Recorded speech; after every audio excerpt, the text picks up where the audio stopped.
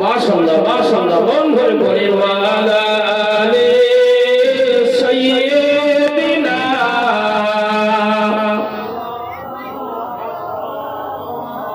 রহমতের নবী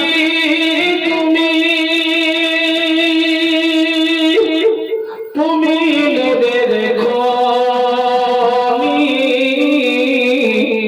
রহমতের নবী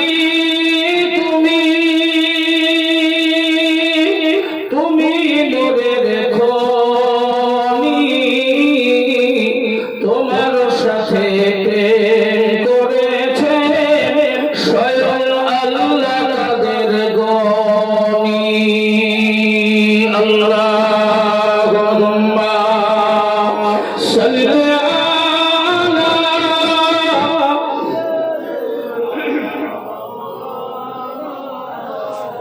মাশাআল্লাহ খুব ভালো হচ্ছে ওয়ালা আলি সাইয়্যিদিনা বাজিছে গামা বাবা ঘরে আমা বাবা বাজিছে গামা বাবা ঘরে আমা বাবা শের উঁচু করে মুসলমান নয়া জামানার দাওয়াত এসেছে ওগো নয়া জামানার দাওয়াত এসেছে তাই আজ ভাঙা কেল্লায় ওড়ে নিশান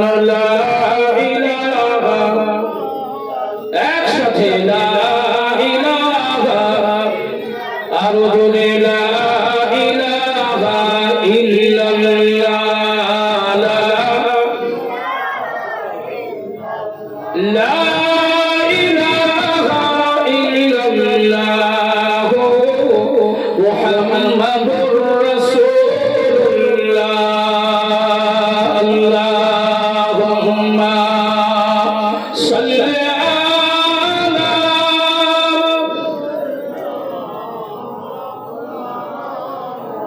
وعلى آل سيدنا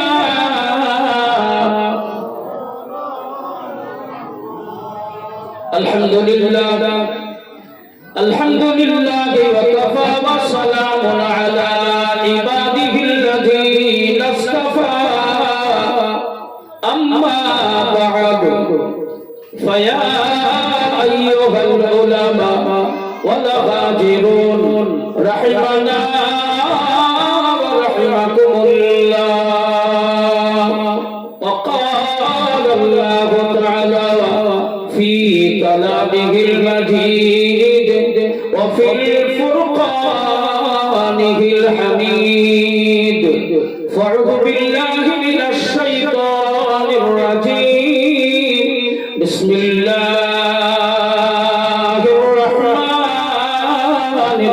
الرحيم اليوم أكملت لكم دينكم وأتممت عليكم نعمتي ورضيت لكم الإسلام دينا قال الله تعالى أيضا في بسم الله الرحمن الرحيم ربي هب لي من الصالحين فبشرناه بغلام حليم قال رسول الله صلى الله تعالى عليه وسلم أول ما خلق الله العرش মুআজ্জাজ মুকাররম মুহতারাম সম্মানিত সমবেত আজকে ঐতিহ্যবাহী এই জিকিরের মাহফিল আমাদের সকলের পথ প্রদর্শক, আমাদের সকলের পথ দেখানোর যিনি দিশারি, সমাজ সংস্কারক মুহতারাম আমার চাচাজি আলহাজ মাওলানা জনাব আলী সাহেবের বাড়িতে অনুষ্ঠিত এই মাহফিল, এই জিকিরের মাহফিল, এটা আমাদের মনে রাখতে হবে যে যদিও বেহারানি মাওলানা মনজিলে জামাত আলী সাহেবের বাড়িতে জিকিরের মাহফিল অনুষ্ঠিত হচ্ছে, তবে অনুমোদন ফুরফুরা দরবার শরীফ থেকে পাওয়া গেছে।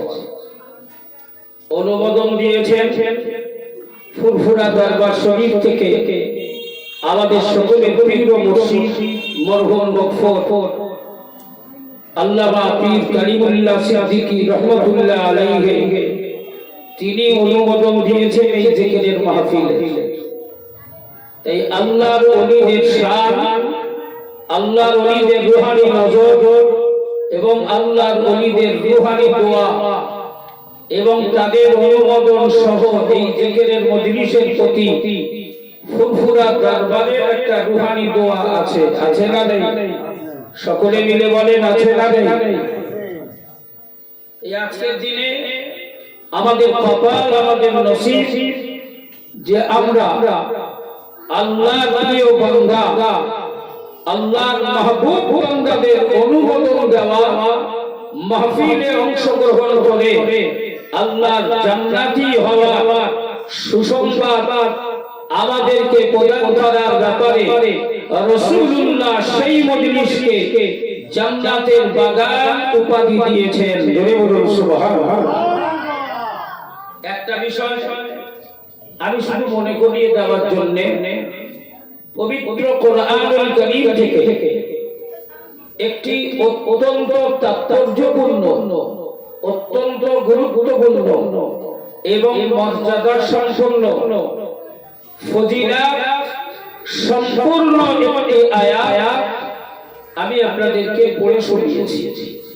যে আয়াতটা কোরআন শরীফের কোরআনুল কারীমের 30 নম্বর পারা, 30টি পারা দিয়ে গঠিত 6666টি আয়াতে কারিমার মধ্যে সর্বশেষ নাজিল হওয়া আয়াত।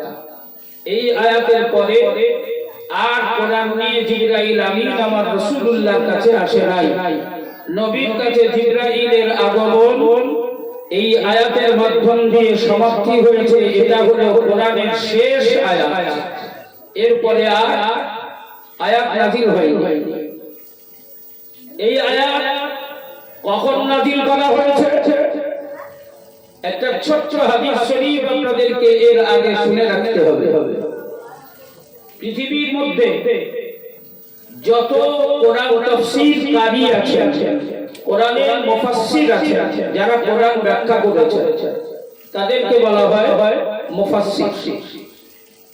এই মুফাসসিরদের সরদার যিনি, মুফাসসিরদের যিনি বাদশা, কোরআন ব্যাখ্যাকারীদের যিনি মাথার তাজ, সেই মানুষটিকে বলা হয় রাইসুল মুফাসসিরিন, অর্থাৎ মুফাসসিরদের বাদশা। তিনি কে? আমার রাসূলুল্লাহর ব্লাড জেনারেশন, নবীর ব্লাড যার শরীরে আছে, তিনি হলেন আব্দুল্লাহ ইবনে আব্বাস রাদিয়াল্লাহু তাআলা আনহুমা। তিনি হলেন রাইসুল মুফাসসিরিন, গোটা পৃথিবীর সমস্ত কোরআন ব্যাখ্যাকারীদের নেতা। জোরে বলুন সুবহানাল্লাহ। তো এই রাইসুল মুফাসসিরিন ইনি একদিন কোরআনের ব্যাখ্যা করে মানুষকে শোনাচ্ছেন। আপনারা আমার গ্রামের মানুষ, প্রতিবেশী, পাশাপাশি থেকে এসেছেন। আপনাদেরকে যেমন আমি আমার এই ক্ষুদ্র জবানে, ক্ষুদ্র জ্ঞানে কিছু কথা বলছি, এরকম নবীর সাহাবারা বসে আছেন আর রাসূলুল্লাহর ওই সাহাবী উনি কোরআন ব্যাখ্যা করে শোনাচ্ছেন।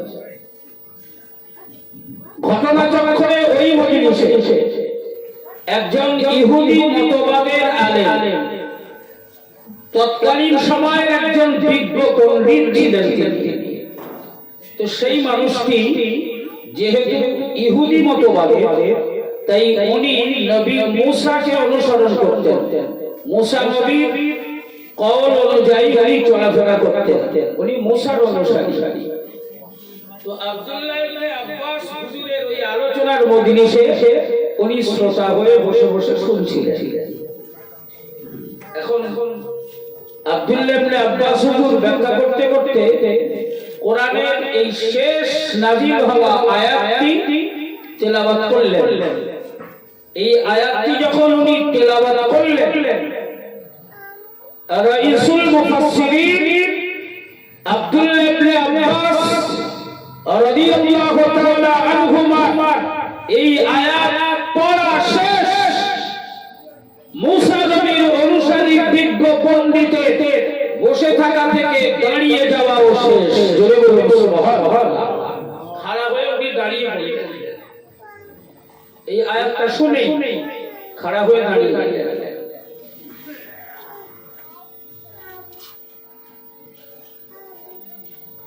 মাশাআল্লাহ। সাথে একটা খুশির খবর, আমরা এতক্ষণ অ্যালাউন্স করছিলাম, আপনাদেরকে খবর দিচ্ছিলাম যে ফুলফুলা দরবার শরীফ থেকে ইসা হোটেল কেবলা আসবেন। এখনই সংবাদ পাওয়া গেল উনি খুব কাছাকাছি চলে এসেছেন। কয়েক মিনিটের মধ্যেই আল্লাহ চাইলে উনি এই মজলিসে উপস্থিত হবে। আমরা খুশি না বেজা? আমরা খুশি না বেজা? কারা কারা খুশি তাকবীর দেন দিন। নারায়ে তাকবীর, জোরে বলো না নারায়ে তাকবীর।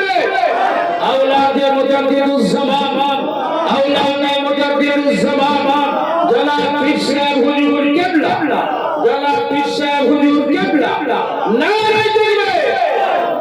আল্লাহ কবুল করে নিন ওনার আগমন। জোরে বলেন আমিন, জোরে বলেন আল্লাহুম্মা আমিন। তো আমি যে বিষয়টি যে তাফসীরটি শোনাচ্ছিলাম আপনাদের, আব্দুল্লাহ ইবনে আব্বাস হুজুর আয়াতটা পড়া শেষ করলেন, আর ইহুদি পণ্ডিত খাড়া হয়ে দাঁড়িয়ে গেলেন।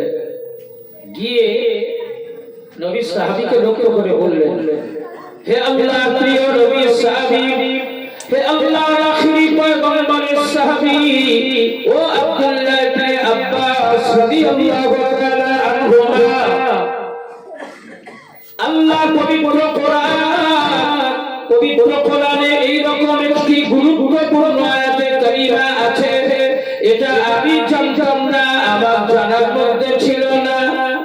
ও আব্দুল্লাহ ইবনে আব্বাস, এই রকম একটি আয়াত আল্লাহ কোরআনে আল্লাহ নাযিল করেছেন, আপনাদের নবীর উপরে নাযিল করেছেন, এটা তো আমার জানা ছিল না। শুনে রেখে দাও হে নবীর প্রিয় সাহাবীরা, আমি মূসা নবীর অনুসারী, আমি মূসা কালিমুল্লাহর অনুগামী, আল্লাহ নবী মূসা অনুসারী হিসাবে ঘোষণা দিলাম। এই রকম একটি আয়াতে কারিমা যদি আমাদের নবী মূসা কালিমুল্লাহর উপরে নাযিল হয়ে যেত, তাহলে আমরা ওই দিনটাকে স্মরণীয় করে রাখার জন্য, ওই দিনটাকে অমর করে রাখার জন্য, ওই দিনটাকে আমাদের জীবনে বাঁচিয়ে রাখার জন্য, ওই দিনটাকে যুগ যুগ ধরে ধরে রাখার জন্য, যেদিন এই আয়াত আমাদের নবী মূসার উপরে নাযিল হলো, ওই দিনটাকে আমরা সবাই মিলে ঈদ বানিয়ে নিতাম। বলা গেল না সুবহানাল্লাহ? বললেন এরকম একটি আয়াত যদি মূসা নবীর উপরে নাযিল হতো, তাহলে সেই দিনটাকে স্মরণীয় করে রাখার জন্য আমরা ওই দিনটাকে ঈদের দিন ঘোষণা করতাম। জোরে বলুন সুবহানাল্লাহ। রাসূলুল্লাহ সাহাবী আব্দুল্লাহ ইবনে আব্বাস হুজুর একটু মুচকি হাসলেন, এসে বললেন, ওগো ইহুদি পণ্ডিত, আপনি কি জানেন এই আয়াতটা আমাদের নবীর উপরে যেদিন নাযিল হয়েছিল সেই দিনটা কোন দিন ছিল? আপনি কি জানেন? বলে না, তা তো জানি না ভাই। তো রাইসুল মুফাসসিরিন আব্দুল্লাহ ইবনে আব্বাস বললেন, ভাই আপনি তো বলছেন আপনার নবীর উপরে এই দিনটা নাজিল হলে আপনারা সেই দিনটাকে ঈদ বানিয়ে ফেলতেন, আর আমি আপনাকে বলছি এই আয়াতটা যেদিন আমার নবীর উপরে নাজিল হয়েছিল সেদিন অলরেডি আল্লাহ খুশি হয়ে আমাদের কাছে দুটো ঈদ দান করেছিলেন। জোরে বলুন সুবহানাল্লাহ। জোরে বলা যাবে না? এই আয়াতটা যেদিন নবীর উপরে নাজিল হয়েছিল সেদিন আমাদের কাছে দুটো ঈদ ছিল, আর তুমি তো ঈদ বানাবে বলছো, আর আমরা দুই ঈদের দিনে এই আয়াতটা পেয়েছি। জোরে বলুন সুবহানাল্লাহ। পবিত্র কোরআনুল কারীমে এই শেষ আয়াতে কারিমা আল্লাহ পাকের প্রিয় হাবিবের উপরে যেদিন নাযিল করা হলো ওই দিনটা আসরের নামাজের কিছু সময় পর, মাগরিবের নামাজের কিছু সময় আগে, আসর আর মাগরিবের মধ্যবর্তী টাইমে, যে টাইমে আমার আখিরি নবী আল্লাহর আখিরি পয়গম্বর উটের পিঠে আরোহণ করে আরাফাতের মহাময়দানে, এই আরাফাতের মাঠের যে কতটা গুরুত্বতা হয় আমরা জানি না। আরাফাতের মাঠ যে মাঠে পৃথিবীর সমস্ত হাজিরা আরাফাতের ময়দানে গিয়ে হাজিরা দেয়, ওই মাঠে গিয়ে একে অপরের সাথে পরিচিতি হয়, একে অপরের সাথে পরিচয় করে, এবং ওই মাঠে যেদিন হাজির হতে হয় সেই দিনটাই ঈদের মোক্ষম দিন। জিলহজ মাসের 10 তারিখে আরাফাতের ময়দানে হাজির হতে হয়। আল্লাহর আখিরি নবী আরাফাতের ময়দানে আসরের নামাজের পরে উটের পিঠের উপরে সওয়ার হয়ে আমার নবী যখন বিদায় হজের ভাষণ দিচ্ছিলেন, ঠিক সেই সময়ে আমার নবী পাকের সামনে শ্রোতা হিসাবে, দর্শক হিসাবে আমার রাসূলুল্লাহর সামনে 1,24,000 সাহাবায়ে কেরামেরা দাঁড়িয়েছিলেন। কত? 1,24,000। অন্য একটি riwayate এসেছে যে ওই দিন আমার নবীর সামনে 1,40,000 সাহাবী দাঁড়িয়েছিলেন, আর নবী বিদায় হজে ভাষণ দিচ্ছেন। ঠিক সেই রকম মুহূর্ত, সময়টা কখন বলেছি মনে আছে তো? আসরে কিছু সময় পর, মাগরিবে কিছু সময় আগে, অতএব আসর আর মাগরিবের মধ্যবর্তী সময় রাসূলুল্লাহর কাছে জিবরাইল আমিন এসে উপস্থিত হলেন। নবীর সামনে তখন কত মানুষ? 1,24,000 বা 40,000। সকলের সামনে আমার নবীর কাছে জিবরাইল ফেরেশতা পৌঁছালেন। আল্লাহর কি কুদরত আর কি শান লক্ষ্য করুন, সামনে 1 থেকে 1.5 লক্ষ মতো মানুষ, অথচ নবীর কাছে জিবরাইল আমিন আসলেন, কথাবার্তা বললেন, আয়াত নাযিল করলেন। কারোর রাডারে সাহাবা হুজুরদের কারোর রাডারে আল্লাহর ফেরেশতা জিবরাইল ধরা পড়ল না। সকলের নজরের অলক্ষ্যে আমার নবীর নজরের সামনে। জোরে বলুন সুবহানাল্লাহ। এই পাওয়ার আমার আল্লাহর আছে না নেই? জোরে বলেন আছে না নেই? আল্লাহর নবীর যে পাওয়ার আল্লাহ দান করেছিলেন, আজকে আমরা এই জিকিরের মাহফিলে, সুফিবাদের অনুষ্ঠানে, এগুলো হলো আল্লাহর ওলি, আল্লাহ ওয়ালা, সুফিয়ানে কেরাম এনাদের পথ। এই জায়গা থেকে আল্লাহর পক্ষ থেকে মানুষকে অন্তরচক্ষু দান করা হয়। জোরে বলুন সুবহানাল্লাহ। অন্তরচক্ষু বোঝেন? অন্তরচক্ষু কারে বলে? অন্তরচক্ষু বুঝি না আমরা। আমাদের এই দুই নয়ন, দুই চোখ দিয়ে যা দেখি এটা বুঝি, এটা জানি, আর এর উপরে বিশ্বাস করি।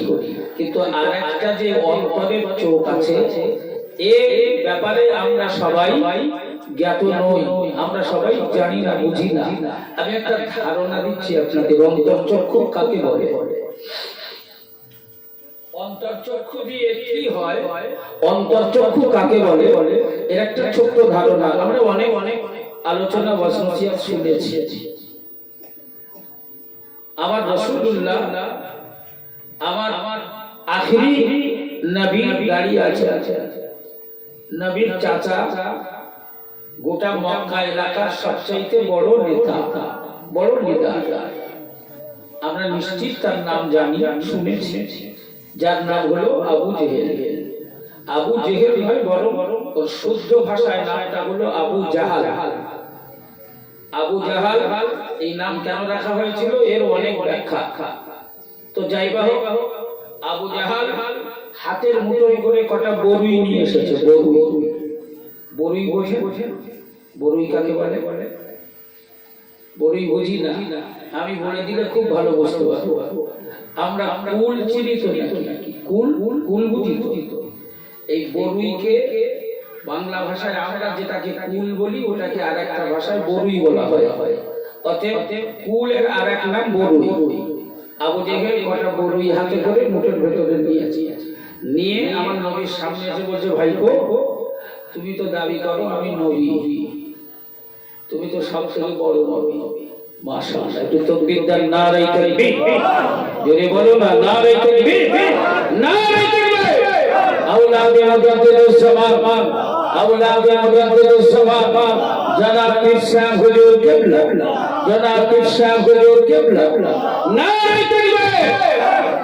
আল্লাহ পক্ষ থেকে আমাদের কাছে হুজুরকে যে পাঠানো হয়েছে এর জন্য আমরা আল্লাহর দরবারে শুকরিয়া জ্ঞাপন করি। সকলে বলি আলহামদুলিল্লাহ, সকলে বলি আলহামদুলিল্লাহ। আসুন, আবু জেহেলের হাতের ভিতরে কি? সবাই মিলে বলেন কুল, যেটাকে আরেক ভাষায় বরুই বলা হয়। এই বরুইয়ের ইতিহাস অনেক লম্বা ইতিহাস। পরজগৎ আর ইহজগৎ, দুটো জগৎ শুনিলাম আমরা, ইহকাল আর, সবাই মিলে বলেন ইহকাল আর পরকাল। এই ইহকাল আর পরকালের মাঝখানে যে বর্ডার, সেই বর্ডারটা কোথায় জানেন? কোন জায়গা থেকে ইহকাল শেষ আর কোথা থেকে পরকাল শুরু জানি না। আসলে এই গভীর তত্ত্বের আলোচনা তো সবাই করে না, যার ফলে এগুলো আমাদের জানা পড়ে না, শোনা পড়ে না। আপনি মনে রাখুন, আল্লাহ বলেছেন সাবা সামাওয়াত, কোরআনের ভাষায় আল্লাহ বলেছেন আমি 7খানা আকাশ বানিয়েছি। এই 7টা আকাশের উপরে একটা বর্ডার আছে, ওই বর্ডারটার নাম হলো সিদরাতুল মুনতাহা। কি নাম? সকলে মিলে বলে সিদরাতুল মুনতাহা। ওই সিদরাতুল মুনতাহা যে বর্ডার, ওখানে আমার আল্লাহ একটা বরুই গাছ লাগিয়ে রেখেছে। ওই সিদরাতুল মুনতাহাতে একটা বরুই গাছ আছে, তার মানে কুল গাছ। এই কুল গাছের পাতায় আদম শফিউল্লাহ থেকে এ যাবৎ পর্যন্ত পৃথিবীতে যত মেয়ে ছেলে বেটা ছেলে এসেছে, বর্তমানে যারা আছে, কিয়ামত পর্যন্ত যারা আসবে, প্রত্যেকের নাম, প্রত্যেকের বাপের নাম, প্রত্যেকের ঠিকানা ওই কুল গাছের পাতায় লেখা আছে। এবং তার ঠিকুজি গোষ্ঠী সব ওই কুলের পাতায় লেখা আছে। সেই কুল গাছ যে জায়গাটায় আছে ওটা হলো দুই জগতের বর্ডার। পার হলে ওপারে পরজগৎ, এপারে হলেই ইহজগৎ। রাসূলুল্লাহকে মেরাজে নিয়ে যাওয়ার পথে বুরাক আর জিবরাইল ওখানে গিয়ে আটকেছিল। ওখানে যাওয়ার পরে আর যাওয়ার ক্ষমতা নেই। বুরাক থেমে গেছে, জিবরাইল নেমে পড়ে বলছে, হুজুর এই যে বর্ডার, এই বর্ডার পার হওয়ার আর আমার ক্ষমতা নেই। ওপারে এত হাই ভোল্টেজ, এই বর্ডারের ওপারটায় এত হাই ভোল্টেজ, আমি জিবরাইল নূর দিয়ে তৈরি করেছে আল্লাহ আমাকে, আমি নূরের তৈরি, আমার 600 খানা নূরের ডানা আছে। তারপরেও ওই হাই ভোল্টেজে আমি যদি 1 সেকেন্ডের জন্য পার হই তাহলে আমার অস্তিত্ব শেষ, আমি জ্বলে পুড়ে ছাই হয়ে যাব। তো সেই বর্ডার এপার আর ওপারে বর্ডার হলো সিদরাতুল মুনতাহা। আমি আপনাদেরকে এই বিষয়ের উপরে খুব গুরুত্বপূর্ণ কিছু তথ্য পরিবেশন করা লক্ষ্যমাত্রা নিয়ে আলোচনায় শুরুয়াত করেছিলাম, কিন্তু আজকের আমাদের বাস্তবতা মেনে নিতে হবে। আজকের এই জিকিরের মাহফিল সহ নিশ্চিত প্রত্যেকেই আমরা জানি যে আমার মরহুমা চাচিমার সওয়াব-ই-সানি ওর সঙ্গে জড়িয়ে আছে। তাই সেই সওয়াব-ই-সানিতে আপনাদের সকলকে স্বাগত জানাচ্ছি। হুজুর কিবলা আসবেন, উনি আখিরি মোনাজাত করবেন। তার আগে চাচাজি আপনাদেরকে কিছু গুরুত্বপূর্ণ তথ্য পরিবেশন করবেন। আমি আবার আলোচনা সমাপ্তি করার জন্য আপনাদের অনুমতি চাইলাম, আশা করি মিলবে। সবাই প্রাণ ধরে তাকবীর দেন, নারে তাকবীর।